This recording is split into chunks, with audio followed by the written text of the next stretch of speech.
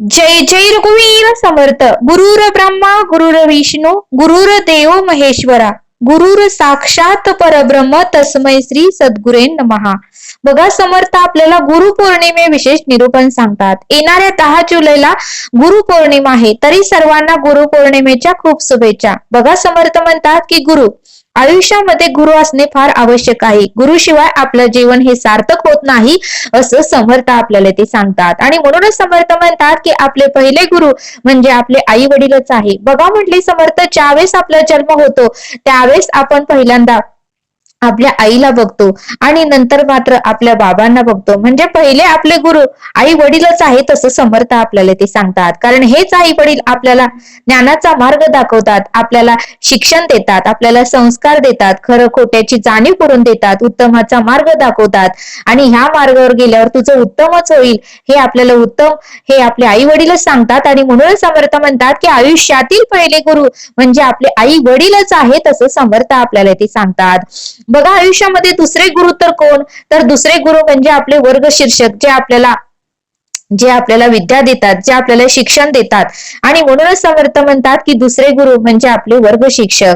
आता बघा म्हणले समर्थ, तिसरे गुरु तर कोण, आपल्या आयुष्यामध्ये अनेक प्रकारचे अनुभव येतात आणि अनुभवानेच माणूस हुशार होतो, अनुभवानेच माणूस परिपक्व होतो आणि अनुभवानेच माणसाला कसं वागायचं आणि कसं राहायचं आणि कसं बोलायचं हे अनुभवच मनुष्याला शिकवतात. आणि म्हणूनच समर्थ म्हणतात की अनुभवच माणसाचा तिसरा गुरु आहे असं समर्थ आपल्याला ते सांगतात.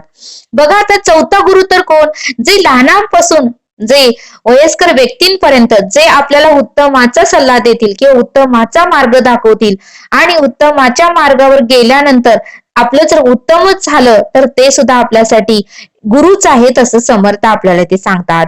आणि म्हणूनच समर्थ म्हणतात की प्रत्येकाच्या आयुष्यामध्ये एक गुरु असणे आवश्यक आहे. दैनंदिन जीवनामध्ये गुरु असणे आवश्यक आहे आणि आध्यात्मिक म्हणजे परमार्थात सुद्धा एक गुरु असणे आवश्यक आहे. आता आध्यात्मिक गुरु तर कोण, आध्यात्मिक गुरु म्हणजे ज्या देवावर आपली श्रद्धा आहे, ज्या देवाचं आपण नामस्मरण करतो ते गुरु म्हणजे आध्यात्मिक गुरु. मग ते गुरु कोणतेही असू शकतील, हनुमंत असतील, विष्णू असतील, पांडुरंग असेल किंवा स्वामी समर्थ असतील, दत्त गुरु असतील, कुठल्याही देवावर आपली श्रद्धा असेल तर ते आपल्यासाठी आध्यात्मिक गुरुच आहे. बघा म्हणले समर्थ, आयुष्यामध्ये जसं ऊन वारा कायम राहत नाही तसं आयुष्यामध्ये सुखही कायम राहत नाही. आयुष्यामध्ये दुःख येतात, ज्यावेळेस दुःख येतं, संकट येतं, सर्व वाटा बंद होतात. मग आपल्याला वाटतं की आपल्या मनातलं दुःख कोणाला तरी सांगावं, मग त्यावेळेस मात्र आपल्याला आध्यात्मिक म्हणजे परमार्थातला गुरु असणे अत्यंत आवश्यक आहे.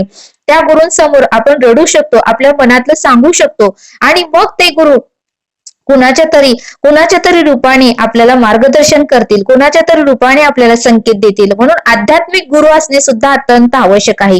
दैनंदिन जीवनामध्ये आपले आई वडीलच हे आपल्यासाठी गुरु महत्वाचे आहेत. कारण आई वडिलांशिवाय आपल्यावर प्रेम करणारं आणि आपलं उत्तम करणारं आणि आपलं उत्तम साधणार हे आपल्या आई वडिलांशिवाय जगात दुसरं कोणीही नसतं. कारण आई वडीलच आपल्या मुलांचं उत्तम चितत असतात, बाकी कोणालाही वाटत नाही की प्रत्येकाचं उत्तम व्हावं. त्यामुळे दैनंदिन जीवनामध्ये आई वडील हे आपले फार महत्वाचे गुरु आहेत असं समर्थ आपल्याला ते सांगतात.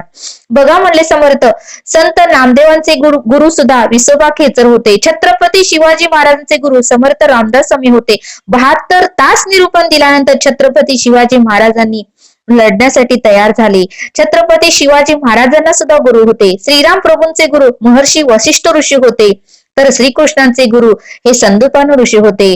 बघा म्हणले समर्थ, प्रत्येकाला गुरु होते म्हणून प्रत्येक जण घडलं. संत ज्ञानेश्वरांचे गुरु संत निवृत्तीनाथ होते, तर संत तुकारामांचे गुरु केशव चैतन्य होते, तर संत चोकोबाचे गुरु हे नामदेव होते. तसं प्रत्येक संत लोकांच्या आयुष्यामध्ये गुरु आले होते, प्रत्येक परब्रह्माच्या आयुष्यामध्ये गुरु आले होते. तसं आपल्याही आयुष्यात गुरु असणे अत्यंत आवश्यक आहे. गुरु शिवाय उत्तमाचा मार्ग आपल्या आयुष्यामध्ये कोणीही दाखवणार नाही. त्यामुळे प्रत्येकाच्या आयुष्यामध्ये दैनंदिन जीवनामध्ये आणि परमार्थिक आध्यात्मिक जीवनामध्ये सुद्धा गुरु असणे अत्यंत आवश्यक आहे असं समर्थ आपल्याला ते सांगतात. आणि म्हणूनच समर्थ म्हणतात की गुरुंशिवाय उत्तमाचा मार्ग कोणीही दाखवत नाही असं समर्थ आपल्याला ते सांगतात. बघा समर्थ आपल्याला छोटासा बोध सांगतात. समर्थ म्हणतात की एका गुरुकुलामध्ये बरेच विद्यार्थी शिक्षण घेत होते आणि खूप दिवस झाल्यानंतर त्यांचं शिक्षण पूर्ण झालं आणि सर्वजण शिक्षण पूर्ण झाल्यावर सर्वजण आपापल्या घरी जाण्यासाठी निघाले. त्यावेळेस बघा एक राघव नावाचा जो शिष्य होता, त्याला गुरुदेव म्हणाले, राघव, तू पूर्णपणे शिक्षण घेतलेलं आहे, सगळ्यांनी मला काहीतरी गुरुदक्षिणा दिली, पण तू मात्र गुरुदक्षिणा काहीच दिली नाही. त्यावेळेस राघव शांतच बसला. राघव म्हणाला, गुरुदेव, माझी माझी परिस्थिती फार नाजूक आहे, गरीब आहे, मी अजून मिळवत पण नाही, मी तुम्हाला काय गुरुदक्षिणा देणार, माझ्याकडे देण्यासारखं काहीच नाही. त्यावेळेस गुरुदेव म्हणाले, राघव, राघव, तू गुरुदक्षिणा देऊ शकतोस, तुझ्याकडे असं काहीतरी तू मला देऊ शकतोस की तुझ्याकडे ते आहे. त्यावेळेस राघव म्हणाला, गुरुदेव, मी काय देऊ तुम्हीच सांगा. त्यावेळेस गुरुदेव म्हणाले, मी जे मागशील ते तू देणार का. त्यावेळेस तो राघव म्हणाला, हा गुरुदेव, मी देतो. त्यावेळेस ते गुरुदेव म्हणाले, मला अशी दक्षिणा दे की तू आयुष्यभर सन्मार्गावरच चालशील, आयुष्यभर आपल्या ज्ञानाचा उपयोग समाजाच्या भल्यासाठीच करशील, असं मला तू गुरुदक्षिणा दे, असं मला तू वचन दे. त्यावेळेस मात्र त्या राघवच्या डोळ्यात पाणी आले आणि त्याने गुरुला तसे वचन दिले. आणि मग मात्र